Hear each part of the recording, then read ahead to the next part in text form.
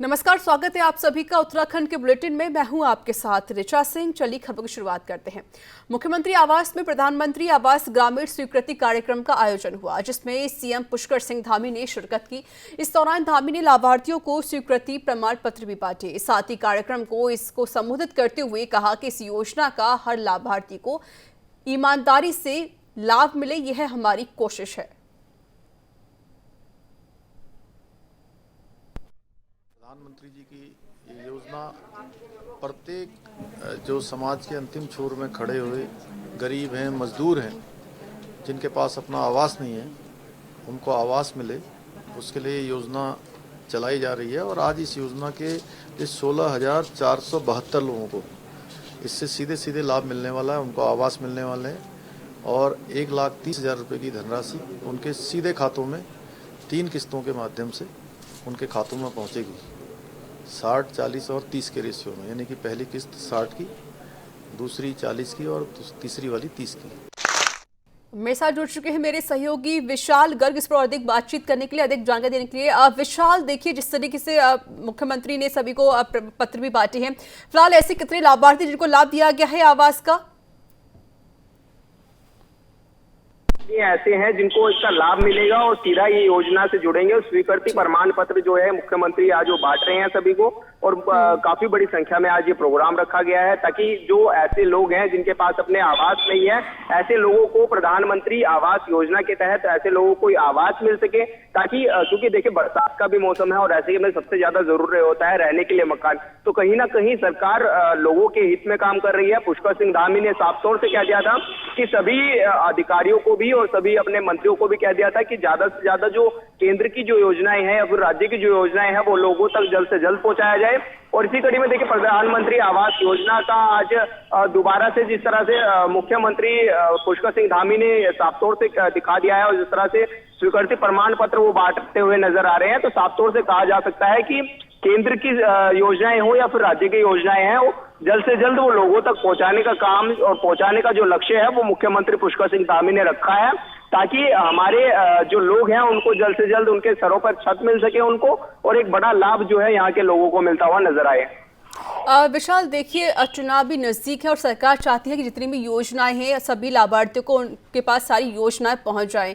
विशाल, जो लाभार्थी आपने उनसे बात करने की कोशिश की है, क्या कुछ खुशी उनके अंदर नजर आ रही है इस योजना को लेकर? जो लाभार्थी हैं वो पीएम मोदी का जो धन्यवाद है वो करते हुए नजर आ रहे हैं, और साथ में पुष्कर सिंह धामी मुख्यमंत्री का भी उन्होंने धन्यवाद किया है, क्योंकि उनका साफ तौर से कहना है कि देखिए इतनी बड़ी जो योजनाओं के तहत जो हमें घर प्राप्त हो रहे हैं, तो कहीं ना कहीं हम हमारे घरों पर भी, हमारे भी सर के ऊपर भी अब छत होगी, तो इससे हमारे और हमारे जो बच्चे हैं उनके सरों पर जब छत होगी तो कहीं ना कहीं हमें भी थोड़ा सुकून मिलेगा। और ऐसे में देखिए उन्होंने साफ तौर से आभार जताया है और साफ तौर से ये कहा है कि ये सरकार की जो पहल है इससे हम काफी संतुष्ट हैं, क्योंकि इस कड़ी में देखिए हमें अगर ऐसे सरकार हमारे लिए काम करेगी तो हमारे लिए बहुत अच्छा है। और ऐसे में देखिए साफ तौर से मुख्यमंत्री और प्रधानमंत्री लोगों के हित के लिए काम कर रहे हैं, और ऐसे जो लोग हैं वो कहते हुए नजर आ रहे हैं। ऋचा, बिल्कुल, देखिए विशाल, सभी जो लाभार्थी हैं वो खुश है। देखिए बारिश का जो मौसम है वो भी यहाँ पे बरकरार है, लगातार बारिश हो रही है, और जो गरीब है वो कच्चे मकान में रहते हैं, उनके पास घर भी नहीं होता, लेकिन अब यहाँ पर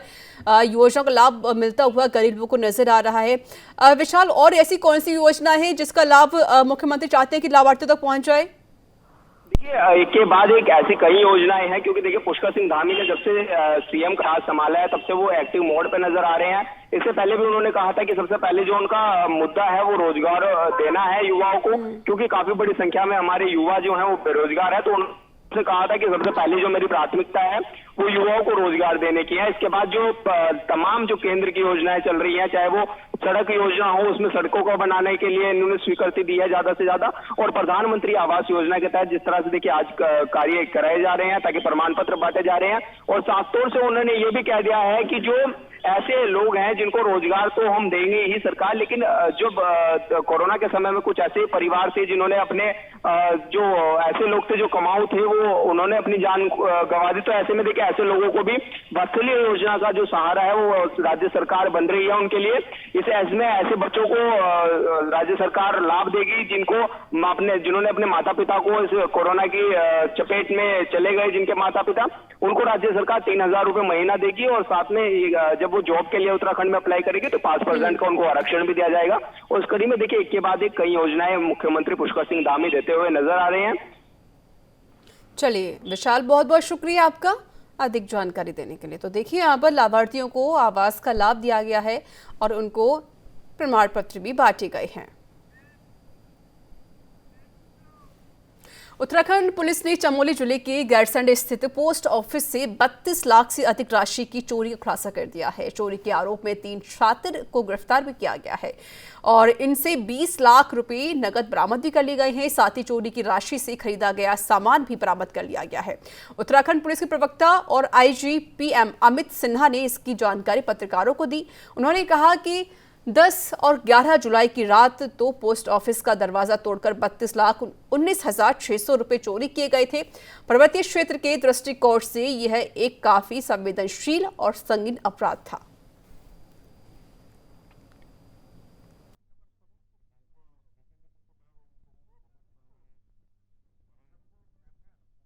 पहाड़ी क्षेत्रों में ये अब तक की ये 11 जुलाई को जो है गैरसैंण में एक 32 लाख डाकपाल जो है हिमांशु नेगी इनके द्वारा जो है ये चोरी का प्रकरण लिखाया गया था। पहाड़ में ये संभवतः सबसे बड़ी चोरी अब तक की मानी जा रही थी हमारे स्तर से। तो DG महोदय ने इसमें बहुत कड़ा संज्ञान लेते हुए इसमें STF को भी लगा दिया गया था और जो है जनपद पुलिस के साथ मिलकर लगातार इसमें वर्किंग की जा रही थी। और रोज़ाना की जो अपडेट थी जिसमें हमने कई मुखबिर, मैनुअल पुलिसिंग, सर्विलांस और जो है इसके माध्यम से फाइनली केस को वर्कआउट किया। और 30 तारीख को जो इसका मुख्य अभियुक्त है जो कैलाश नेगी है, इसको काशीपुर से 30 तारीख को गिरफ्तार किया। उसके पास से 10 लाख की बरामदगी हुई है और उसके बाद जो है अन्य अभियुक्त है उसकी तलाश भी करके जो है अगले दिन उनको भी जो है नरेंद्र सिंह नेगी और राजू गिरी, इन 2 लोगों को भी गिरफ्तार किया गया। उनके पास से मेरे साथ जुड़ चुके हैं संवाददाता सत्येंद्र पुंडीर। सत्येंद्र, जिस तरीके से पुलिस ने सफलता हासिल की है एक चोरी की वारदात को, जिस तरीके चोरी की वारदात है उसका खुलासा भी कर दिया है, फिलहाल क्या कुछ जानकारी है और क्या कुछ कहना है पुलिस प्रशासन का? जी देखिए, चमोली पुलिस को बहुत बड़ी कामयाबी मिली है क्योंकि 10 जुलाई 2021 को जो गैरसैंण उप डाकघर है उसमें 32 लाख रुपए की चोरी हुई थी। जिसके बाद इसमें जो चोरी में जो शामिल जो लोग थे वो फरार चल रहे थे। इसमें से पुलिस के हाथ बहुत बड़ी कामयाबी लगी और पुलिस ने 3 अभियुक्त थे उनको गिरफ्तार किया। और उसके बाद यहाँ जो CO विमल प्रसाद उनके द्वारा प्रेस कॉन्फ्रेंस की और उसमें चोरी का कुछ जो चोरी हुई थी उन 3 अभियुक्तों को पकड़कर न्यायालय के वहां पे ले जाया जाएगा। जी बिल्कुल सत्येंद्र, और जिस तरीके से अब पुलिस ने 32 लाख की चोरी का जो मामला था तो खुलासा तो कर दिया है, लेकिन सबसे बड़ी बात यह है जिस तरीके से लगातार चोरी घटनाएं वो बढ़ती हुई नजर आ रही हैं। कितने चोर गिरफ्तार किए गए हैं, कोई जानकारी है आपके पास? अभी देखिए, इसमें जो 3 लोग इसमें शामिल थे और इसमें से एक व्यक्ति को अल्मोड़ा से गिरफ्तार किया गया और साथ ही जो 2 और व्यक्ति थे उनको सोमेश्वर से वहां पे गिरफ्तार किया गया। और जो ये अभियुक्त इनके पास 20,03,000 नगद रुपये मिले और साथ ही 2 मोटरसाइकिल बरामद हुई है और लैपटॉप इनसे मिला हुआ है। जी चलिए सत्येंद्र पुंडीर, बहुत बहुत शुक्रिया आपका अधिक जानकारी देने के लिए।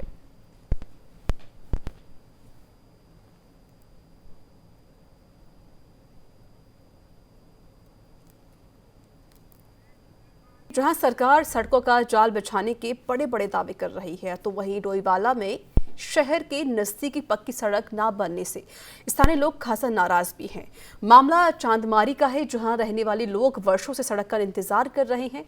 बरसात के मौसम में कच्चे रास्ते तालाब बन जाते हैं, जिसके चलते राहगीरों को आने जाने में परेशानियों का सामना करना पड़ता है। आपको बता दें कि लंबे समय से यहाँ के लोग इस रास्ते को पक्का बनाने की मांग कर रहे हैं, लेकिन इसके बावजूद अभी तक सड़क का निर्माण नहीं हुआ है।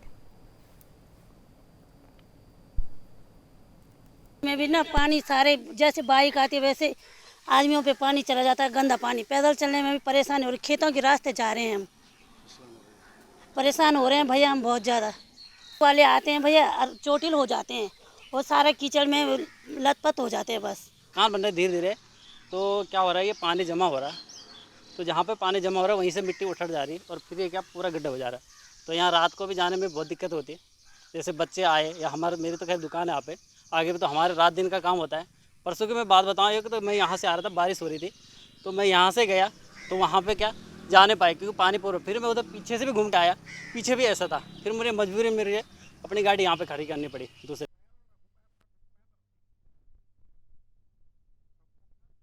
तो देखिए, सरकार इतने दावे करती है सड़क बनवाने के, लेकिन वही जो सारे दावे हैं धराशायी होते हुए नजर आते हैं। यहाँ तक कि जो स्थानीय लोग हैं कई सालों से इंतजार कर रहे हैं कि ये पक्की सड़क बन जाए, लेकिन अभी तक पक्की सड़क नहीं बन पाई है।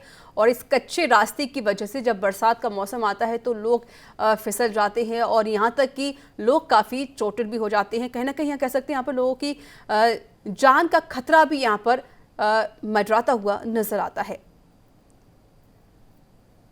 तो सिर्फ ये सारी जो दावे हैं कागजों तक ही सिमट कर रह जाते हैं, लेकिन ज़मीनी स्तर कुछ और ही नज़र आती है। हालांकि सरकार इतने कई दावे करती रहती है कि हमने यहाँ सड़क बनाई, हमने वहाँ सड़क बनाई, लेकिन तस्वीर कुछ और ही नज़र आती है। ज़मीनी स्तर पर सड़कें पानी से लबालब भरती हुई नज़र आती हैं, यहाँ तक कि जगह जगह गड्ढे भी नज़र आते हैं। और वही हालात इस सड़क का है और इस सड़क भी काफ़ी सालों से इंतज़ार कर रही है पक्का होने के, लेकिन यह सड़क अभी तक पक्की नहीं हो सकी है। हालांकि जो ग्रामीण हैं कई सालों से मांग कर रहे हैं और यहाँ तक कि कई बार शासन प्रशासन से मांग की जाती है सड़क को पक्का करवाने के लिए, लेकिन जो शासन प्रशासन है वो सुनने को तैयार नहीं है। केंद्र सरकार से उत्तराखंड को मिलने वाली कोविड वैक्सीन की उपलब्ध बढ़ने से वैक्सीनेशन की रफ्तार और भी ज्यादा बढ़ गई है। तो वहीं आज केंद्र से 1.5 लाख कोविशील्ड और 42,000 कोवैक्सीन की खेप राज्य मिलेंगी। राज्य प्रतिरक्षक अधिकारी डॉक्टर कुलदीप सिंह मटोलिया ने बताया कि आज केंद्र से 1.90 लाख से अधिक टीके राज्य को मिलेंगे, जिसमें 1.5 लाख कोविशील्ड है। तो वहीं प्रदेश के पास वर्तमान में पर्याप्त मात्रा में कोविड टीके उपलब्ध हैं। आपको बता दें कि शुक्रवार को प्रदेश के 706 केंद्रों पर 47,000 से अधिक लोगों को वैक्सीन की पहली डोज दी गई और अब तक प्रदेश में 58 लाख से अधिक लोगों को टीके लगाए जा चुके हैं।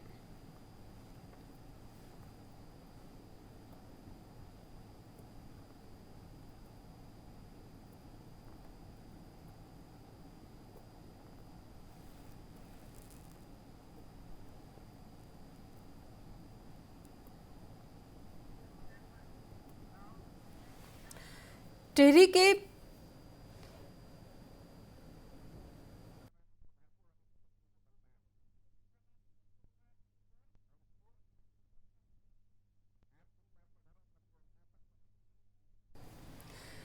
बिलंगना ब्लॉक के बालगंगा तहसील के चमियाला बूढ़ा केदार मोटरमार्ग के दूसरे दिन भी बंद पड़ा हुआ है। लोक निर्माण भले ही सड़क खुलने से जुटा हुआ हो, लेकिन ग्रामीण की आवाजाही का मुख्य मार्ग होने से लोगों को खासी दिक्कतें हो रही हैं।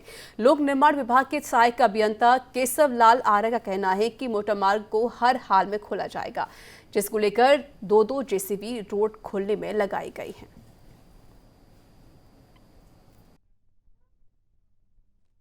जो है इसमें जो है काफ़ी गांव वालों ने जो है कभी काम नहीं करने दिया है, तो बड़े मुश्किल से प्रशासन की मदद से फिर ये काम कराया गया है। और यहाँ पर आपने देखा होगा कि 2 मशीनें लगी हैं और आज हम कोशिश कर रहे हैं कि इसको जो है यातायात हेतु उपलब्ध करा जाए। प्रयास हमारे जो है ना 100% हैं। हम जो है रात भर यहाँ पर कल काम किया हम लोगों द्वारा। हमारे जी यहाँ पर रहे रात को, मैं यहाँ पर खुद उपस्थित हूँ और अभी तहसीलदार साहब भी उपस्थित रहे। तो प्रयास बहुत जो है ना उससे हैं, 100% जो हमारे एफर्ट हैं 100% हैं।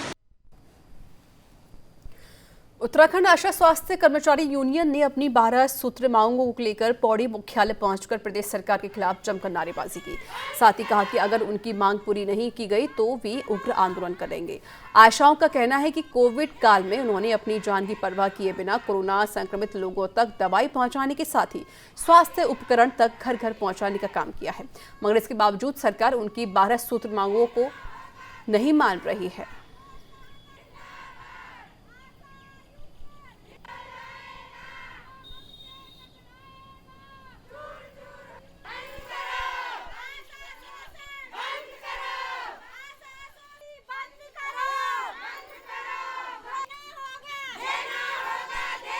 तो तो हम आक्रोश में हैं और हमारी ये रैलियां और हड़ताल पे हम कार्रवाई कर रहे हैं 2 तारीख से।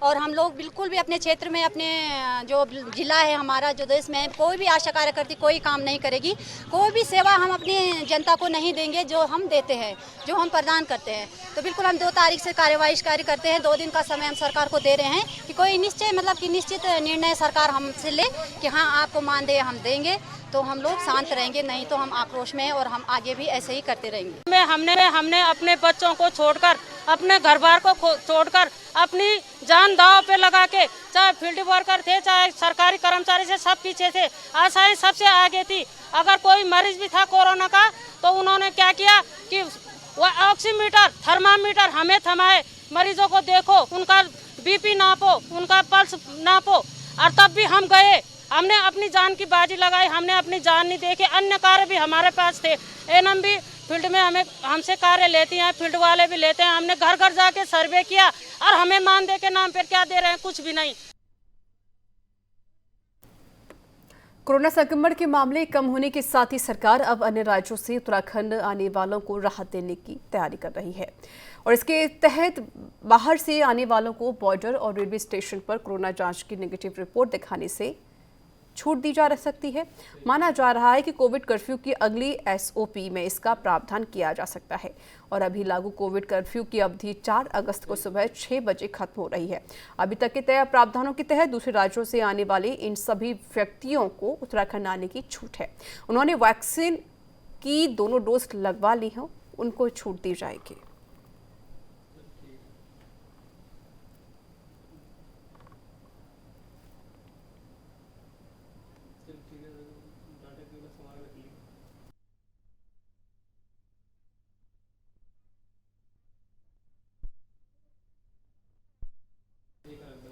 उत्तराखंड विद्यालय शिक्षा परिषद यानी कि UBSE ने कक्षा 10वीं और 12वीं का रिजल्ट जारी कर दिया है। उत्तराखंड बोर्ड कक्षा हाई स्कूल और इंटरमीडिएट के छात्र बोर्ड की आधिकारिक वेबसाइट upse.uk.gov.in पर result.nic.in पर परिणाम देख सकते हैं। उत्तराखंड बोर्ड 10वीं और 12वीं का रिजल्ट शिक्षा मंत्री अरविंद पांडे ने बोर्ड ऑफिस में घोषित किया, जिसमें हाई स्कूल का रिजल्ट 93.09% और इंटरमीडिएट का रिजल्ट 99.56% रहा। हाई स्कूल और इंटरमीडिएट के परीक्षा फल घोषित हुए हैं। परीक्षा फल परिस्थितियों को देखते हुए बहुत सकारात्मक और संतोषजनक है, क्योंकि इस कोविड काल में बच्चों के जीवन को बचाना पहली प्राथमिकता और उनकी जीवन को बचाने के साथ साथ उनकी शिक्षा का, उनकी योग्यता का परीक्षा फल के माध्यम से परिणाम देना भी बहुत आवश्यक था। तो उसी के तहत हमने सरकार ने मानक बनाया और उस मानक के अनुरूप हमारे बोर्ड ने बहुत अच्छा काम किया और जो परीक्षा फल बनाया है इसमें हाई स्कूल में, इंटर में जो विशेष योग्यता जिन बच्चों ने हासिल की है, जिन्होंने प्रथम श्रेणी में पास किया है, जिन्होंने द्वितीय श्रेणी में पास किया है, मैं इन समस्त बच्चों को शुभकामना देता हूं, बधाई देता हूं। पौड़ी कोतवाली क्षेत्र के अंतर्गत एक नाबालिग किशोर का आपत्तिजनक वीडियो सोशल मीडिया पर वायरल होने का मामला सामने आया है, जहां पीड़िता की मां की तहरीर पर पुलिस ने मामला दर्ज करके जांच पड़ताल शुरू कर दी है। पौड़ी सीओ प्रेमलाल टमटा ने बताया कि पौड़ी के एक युवक ने नाबालिग किशोरी को पहले आपत्तिजनक वीडियो बनाने के लिए उकसाया, फिर वीडियो को सोशल मीडिया के माध्यम से वायरल किए जाने की धमकी भी दी गई। तो वहीं नाबालिग के दबाव में न आने पर युवक ने वह आपत्तिजनक वीडियो सोशल मीडिया पर वायरल कर दिया। 28 तारीख को हमारे पास ये प्रार्थना पत्र आया है, जिसमें वादनी की तरफ से मल्ली राय से एक प्रार्थना पत्र दिया गया और उस पर किसी को वीडियो वायरल कर दिया गया है, जिस पर हमने मुकदमा दर्ज कर दिया गया है और आगे कार्रवाई की जा रही है। आपत्तिजनक स्थिति में वीडियो बताया गया है और उन्हीं धारा हमने इस मुकदमा दर्ज कर दिया गया है। तो इसी के साथ उत्तराखंड के बुलेटिन में इतना ही। नमस्कार।